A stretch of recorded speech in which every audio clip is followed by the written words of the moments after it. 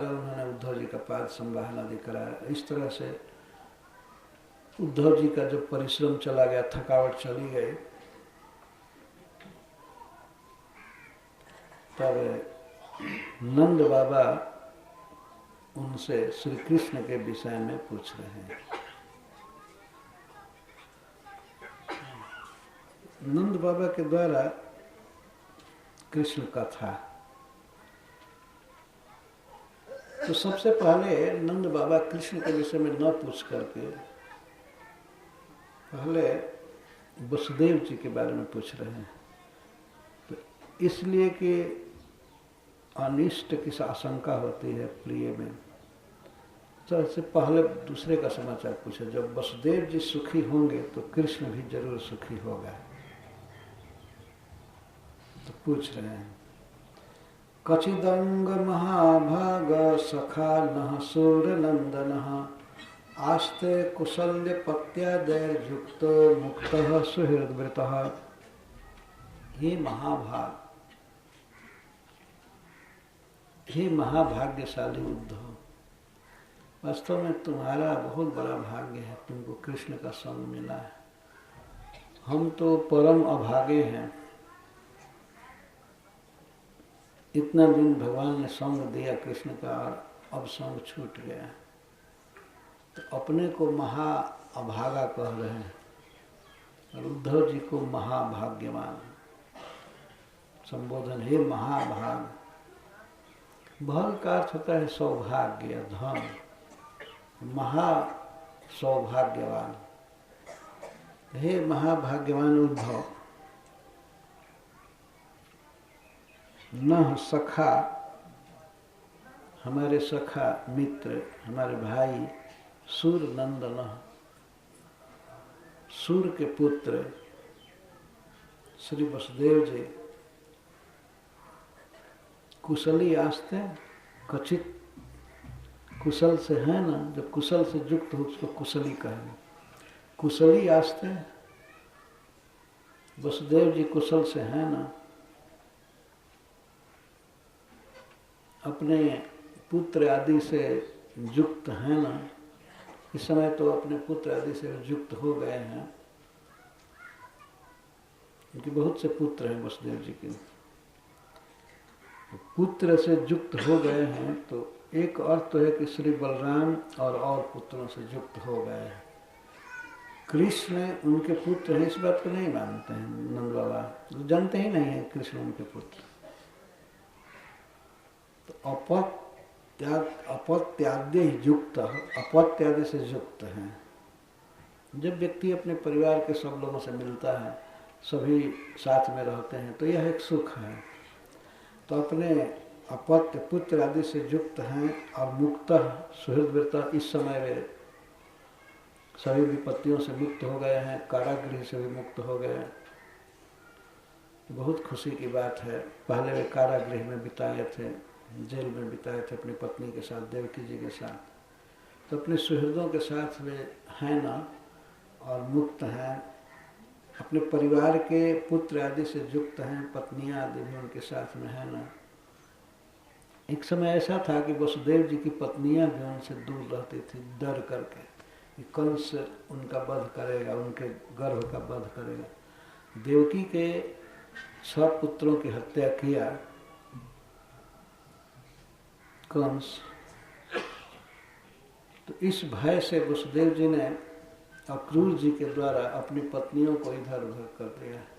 तो रोहिणी जी जो बलराम जी की माँ बनी, वे नंद बाबा के घर भेजी गई थी और अन्य पत्नियों को अन्य जगह अपने संबंधियों के यहाँ भेजना पड़ा था। तो एक समय ऐसा था कि वसुदेव जी अपनी पत्नियों के साथ नहीं थे, सब बच्चे भी नहीं थे, भय से इधर उधर छिपाना पड़ा। तो जिसका बेटा दूर रह रहा हो, कहाँ खाएगा, क्या पिएगा, कैसे जिएगा, बड़ी चिंता की बात है ना। तो अब वे अपने पुत्रों से युक्त हो गए हैं, अपने सुहृद संबंधियों से युक्त हो गए हैं, सब इधर उधर से आ गए हैं। तो इस अब वे कुशली आस्ते, कुशल से हैं ना।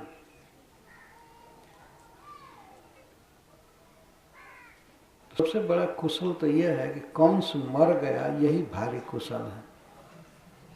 दिष्टया कंसो हतः पाप,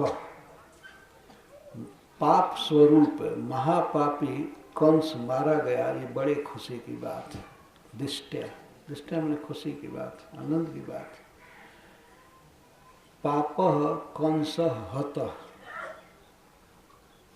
कोई ये कहे कि कृष्ण ने मारा कंस को, ऐसा मान ही नहीं रहे हैं नंद बाबा कहते नहीं नहीं, स्वयं पाप माना, अपने पाप से ही वो पापी मर गया, मारा गया। अभी भी कृष्ण के प्रति इतना सद्भाव है नंद बाबा का, कृष्ण ने नहीं मारा तो भगवान ने उसको निमित्त बना करके और मार दिया कंस को। इतनी शुभ भावना है कि हमारा बेटा कहीं को किसी की हत्या करने जाए। पापी कंस अपने पाप से ही मर गया, स्वयं पापमना हत। तो सुने थे ही, जिस दिन कंस मारा गया तो नंद बाबा भी वहीं थे, रंगशाला में थे, देखे थे। तो साफ कृष्ण ने मारा, पटक दिया ऊंचे मंच से, उसके छाती पर कूद पड़े तो मरा इस तरह से। लेकिन नंद बाबा मान रहे हैं कि 11 वर्ष का लड़का कूदेगा वो मरेगा, नहीं उस साला अपने पाप से मर गया। ये अर्थ है, कृष्ण के कूदने से नहीं मरा। कोई महापापी व्यक्ति होता है तो पाप ही उसको खा जाता है, वो मर गया। यही सबसे कुशल का मूल है। जब मर गया कंस तो निश्चित ही वसुदेव जी अब सुखी होंगे। साधूनाम धर्मशीलानाम जदूनाम द्वेष्टि यह सदा, यह कंसः पापी, दुरात्मा पापी कंस जादवों से, सज्जनों से, जादव कहीं विशेषण है, साधु नाम। वास्तव में नंद बाबा कह रहे हैं कि मथुरा के जादव बड़े सुशील हैं, सदाचारी हैं और धर्मशीला नाम, और धर्मशील हैं। उनका शील स्वभाव अत्यंत उत्तम है, धार्मिक है। और ऐसे जादवों से जो पापी कंस सदा द्वेष्टि, सब समय द्वेष करता था। केवल देवकी वसुदेव के पुत्रों की ही हत्या नहीं किया था, समस्त जादवों के धन को छीना था, उनके घर को छीना था, और वे लोग डर करके रात में जैसे तैसे देश छोड़कर भाग गए। वो दुख में दिन बिताए। तो जब भगवान मथुरा में आए और कंस का वध कर दिए और उसके स्वजनों का, इसके बाद तब सब जादव आए, भगवान उनको बुलाए मथुरा में पुनः। तो कंस सदा द्वेष करता था उनसे। क्यों द्वेष करता था? उसको पता चल गया था कि ये सारे जादव देवता हैं और आए हैं दैत्यों का विनाश करने के लिए। जादव बन बन करके सब जन्म लिए, तो उसको पता लग गया था। नारद जी ने बताया था कि जितने जादव हैं सब देवता हैं, सर्वे वही देवता प्राय उभयोरपि भारत। ये दोनों वंश में, नंद वंश में और वसुदेव वंश में जो भी जन्म लिए हैं, संबंधी हैं, ये सब देवता हैं। और देवता बैरी हैं और देवताओं से बैर करते हैं दैत्य लोग। और अपने पास विषय में भी सुना था कि मैं कौन हूँ, तो मैं कोई मनुष्य नहीं हूँ। अपने विषय में सुन लिया है कि मैं भी आतंकवादी के वंश में जन्मा हुआ था पहले, अपने विषय में सुना था। तो बस जादव नाम सुनते हैं उसको द्वेष था। जैसे इस समय कुछ लोगों को हिंदू शब्द से ही चिन्ह है, इस तरह की बात है। मैं कोई मनुष्य नहीं हूँ और जादव भी नहीं हूँ, मैं दैत्य था पहले। कालनेमी नाम का दैत्य था, दानव था और हमको मारा गया था। देवासुर संग्राम में समुद्र के किनारे समुद्र मंथन के समय हमको मारा था। और किसने मारा था? विष्णु ने मारा था। और विष्णु फिर वही यदुवंश में जन्म लेने वाला है। लेने वाला क्या है? ले चुका। तो जन्म लेने से पहले बैर करता था और जन्म लेने के बाद भी सबसे बैर किया। सदा सदा द्वेष्टि, सब समय द्वेष करता है। तो ऐसा कंस मर गया, बड़े सौभाग्य की बात। बहुत अच्छा हुआ मर गया। कृष्ण का समाचार पूछना है, मूल वह विषय है, लेकिन नंद बाबा इस तरह से पूछ रहे हैं। मधुरे समापित, सबसे पहले अन्य बात पूछ करके और मधुर से समाप्त करना चाहिए। कृष्ण का समाचार पूछेंगे, लेकिन पहले शंका हो रही कहीं कोई अकुशल ना हो, इसलिए पहले नहीं पूछ रहे।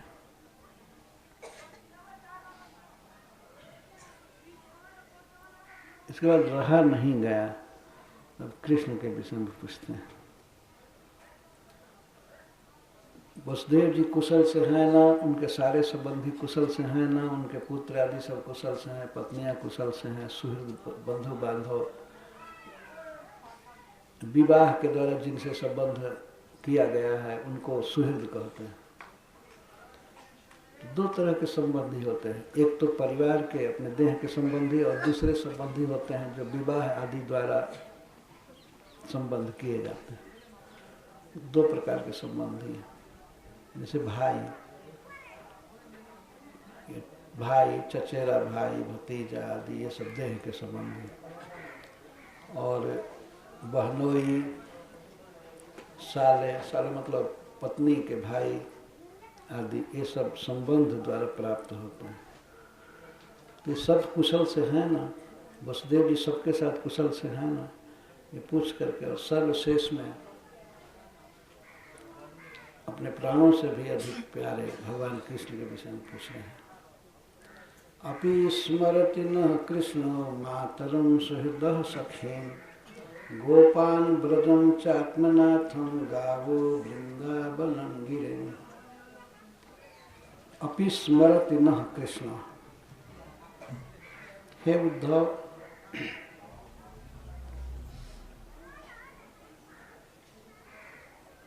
कृष्ण क्या हम लोगों का कभी स्मरण करता है, हमारी याद करता है? पहले समान रूप से बोले, न असमान। कृष्ण क्या हम लोगों की याद करता है? तो फिर अपना नाम नहीं रह करके सबसे पूछ रहे हैं।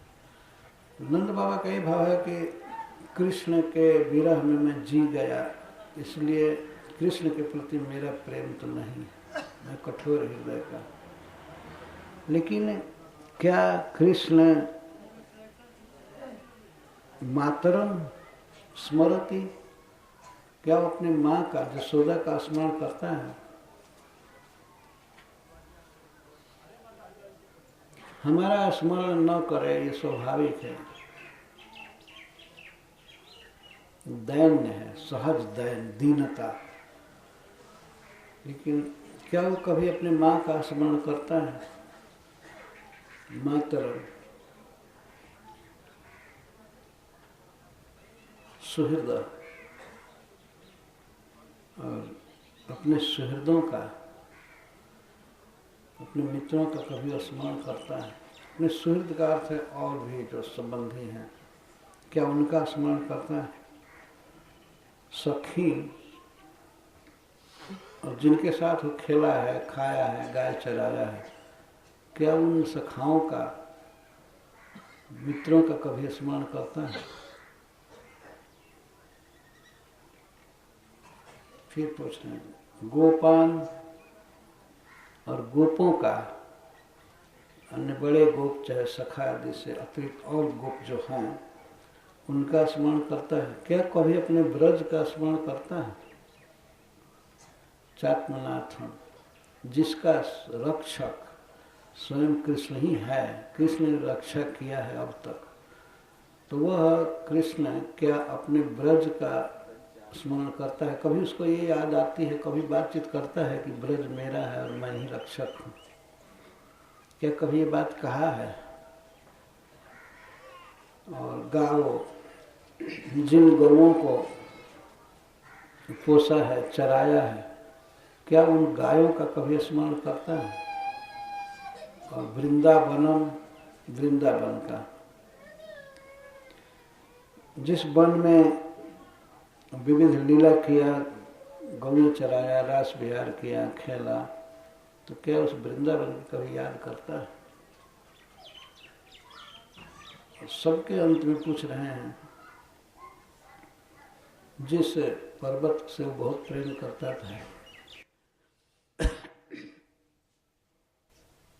जिसको उसने अपने कर कमल पर उठाया था, तो क्या गोवर्धन की कभी याद करता है?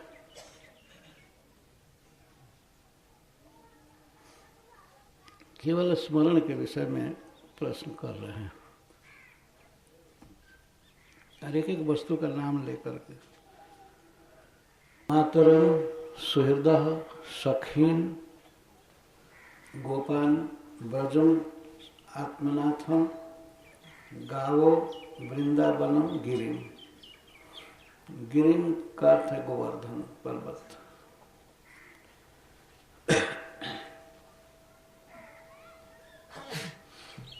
तो क्या कभी स्मरण करता है?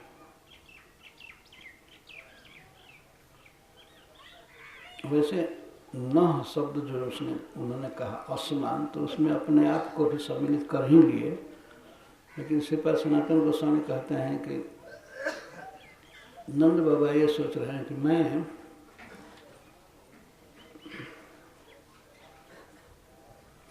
कृष्ण के स्मृति का विषय नहीं बन सकता।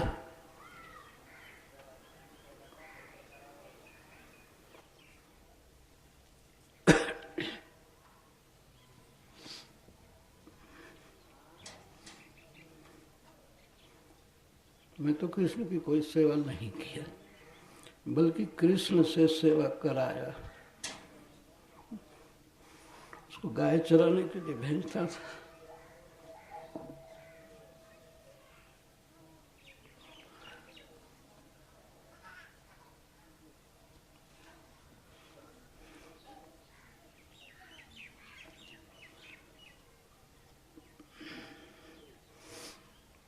पर जसोदा ने तो बहुत सेवा किया, प्रेम किया कृष्ण से। तो जसोदा की, सुहृदों की, सखाओं की, गोपों की और आत्मनाथ ब्रज की, गौओं की, वृंदावन की और गिरिराज जी की,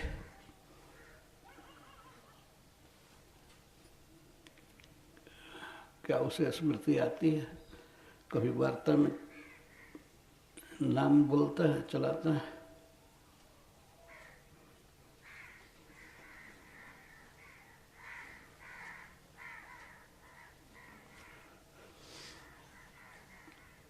तो कृष्ण के बिना ये सब सुने हो गए।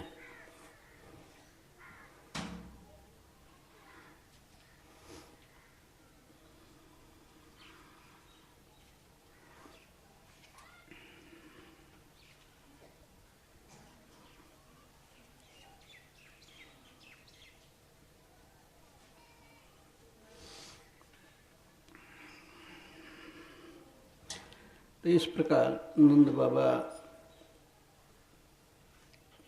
कृष्ण की मानसिक स्थिति का वर्णन पूछ रहे हैं। क्या हम लोगों की कभी याद करता है? याद करने का मतलब है कि कभी यहाँ आने की चर्चा करता है कि आएगा मथुरा से।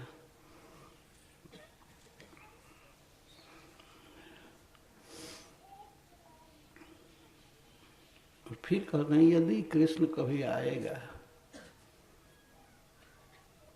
अपि आयास्यति गोविंद स्वजनान सकृदीक्षितुम, अपने जनों को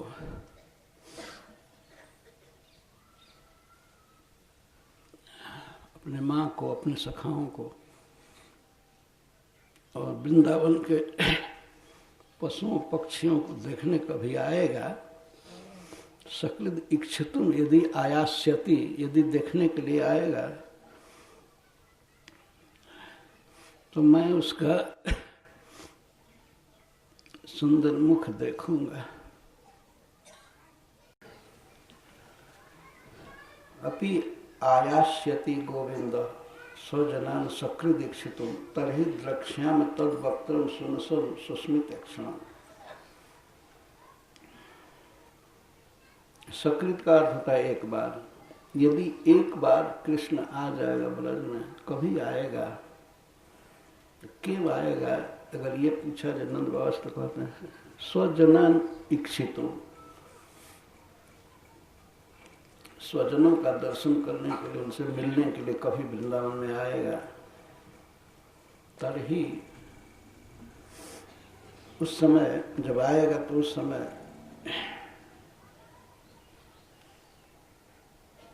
तद वक्त्रम, उसका मुख मैं देखूंगा।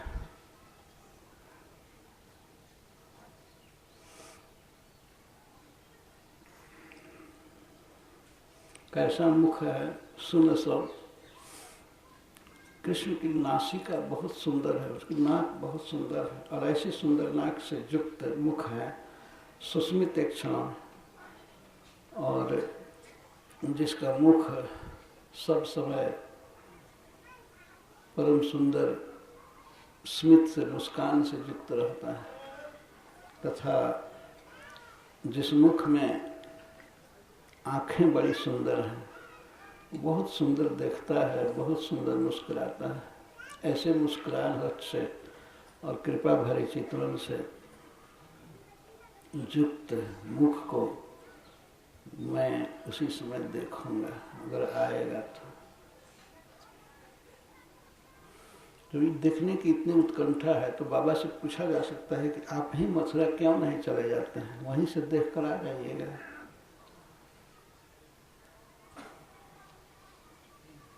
यदि शब्द लगा करके नंद बाबा कहते हैं कि हमको विश्वास है वो आएगा, और जब उसने कहा है कि बाबा मैं आऊंगा,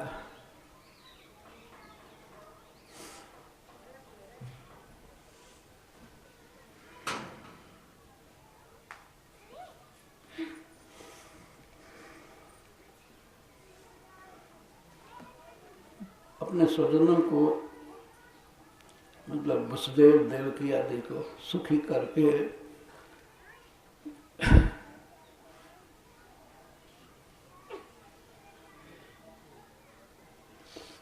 और मैं आऊंगा। भगवान ने कहा था कंस का वध करने के बाद, नंद बाबा से एकांत में मिले थे और कहे थे कि मैं आऊंगा।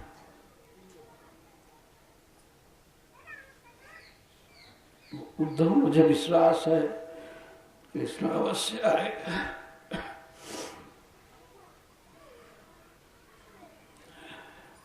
इसी कारण से मैं जी रहा हूं और मैं कृष्ण की इच्छा के विरुद्ध नहीं कर सकता। जब वो कहा आने के लिए तो आएगा, और यही आने पर मैं उसका मुख देखूंगा। कैसे जानते हैं कि कृष्ण आएगा? नंद बाबा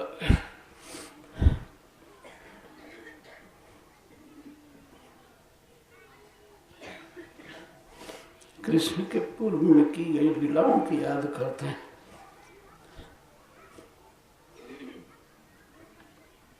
हम ब्रजवासियों पर जब जब विपत्ति आई,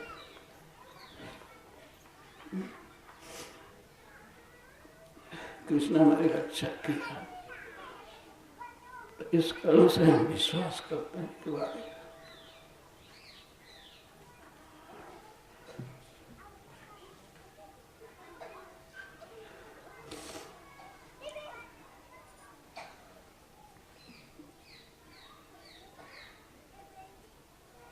उन्हीं लीलाओं की याद करते हैं।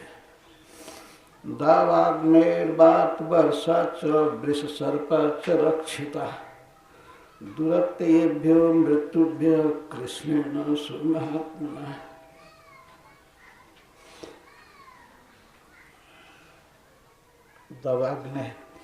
दावाग्नि से इस वृंदावन में 2 बार आग लगी थी।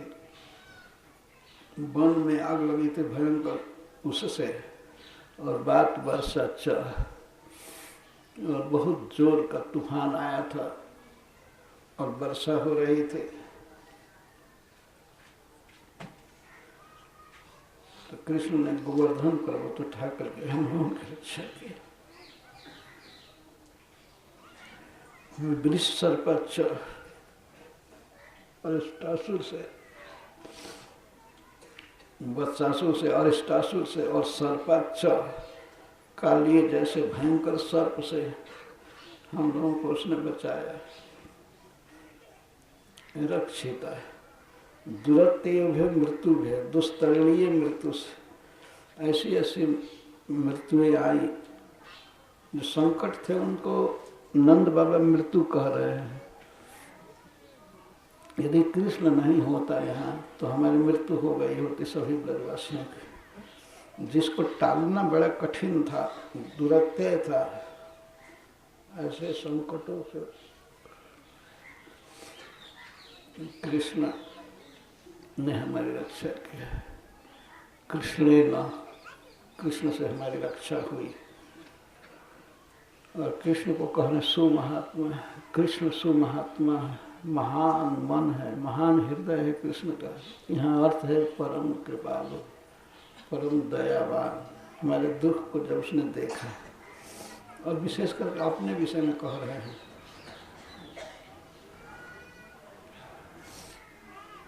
सर्पाच, सर्प से 2 बार रक्षा किए, कालिए से और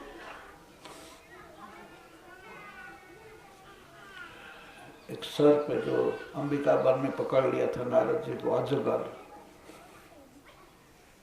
उसने तो नंद बाबा को निगल लिया था और इतना तक शरीर चला गया था सर्प के भीतर। लेकिन कृष्ण आए, अपने चरण कमल से सर्प को छू दिए तो तत्काल मुक्त हो गया और नंद बाबा को छोड़ दिया। तो उसकी याद कर रहे हैं।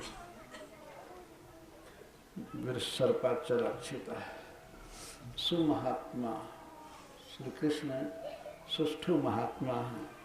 महान आत्मा उसी का है जिसके हृदय में दया हो, कृपा हो। सुमहात्मा, परम कृपालु श्री कृष्ण के द्वारा हम सबकी रक्षा हुई।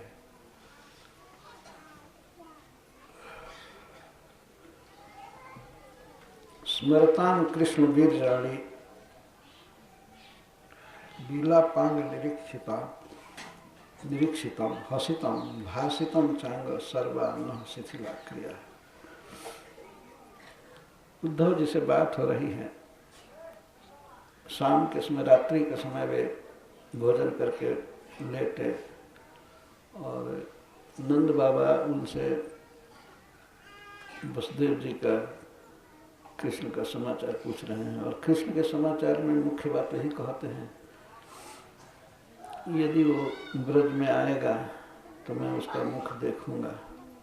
और उद्धव, अब हमारे जीवन में कोई आशा नहीं है कि मैं जी पाऊंगा कृष्ण के बिना, लेकिन यही लालसा है कि मैं उसका मुख देख करके ही मारूं। तो इसलिए यही अपेक्षा कर रहे हैं। कह रहे हैं कि अब मेरा जीवन संभव नहीं है, क्योंकि बहुत दिन से अन्न छूट गया है, पानी पीना भी छूट गया है। केवल कृष्ण का स्मरण करने से। स्मरताम कृष्ण वीर्याणि लीलापांग निरीक्षितम हसितम भासितम चांग सर्वान्न शिथिला क्रिया। जब हम कृष्ण के लीलाओं का स्मरण करते हैं, हम से तात्पर्य सबके लिए, सभी, जशोदा और सब लोग, जब कृष्ण की लीला का हम स्मरण करते हैं, क्या क्या लीला